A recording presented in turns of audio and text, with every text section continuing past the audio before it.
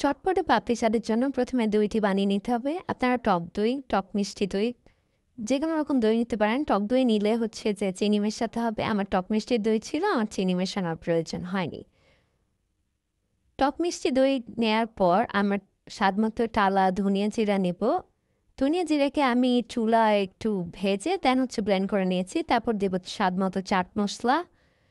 চাট মসলা দেওয়ার পর স্বাদমতো বিট লবণ দিতে হবে। আমি লবণের ব্যবহার করিনি, কারণ বিট লবণে সেটা লবণের কাজ হয়ে যায়। সবগুলো উপকরণ দেওয়ার পর ভালো মতো মাখিয়ে নিতে হবে।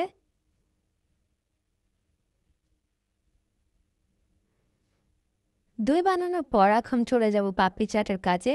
প্রথমে নিয়ে নিতে হবে নিমকি। আপনারা যে কোনো ব্র্যান্ডের নিমকি ব্যবহার করতে পারেন। নিমকিগুলো একটু প্লেটে ছড়িয়ে নিতে হবে।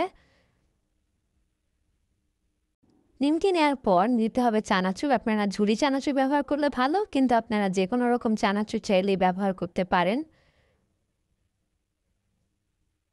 তারপর দিয়ে দিতে হবে স্বাদমতো আলু। আলুকে চানাচুরের উপর ছিটিয়ে দিতে হবে। আপনারা চাইলে সাথে সিদ্ধ ছোলা বুটো ব্যবহার করতে পারেন।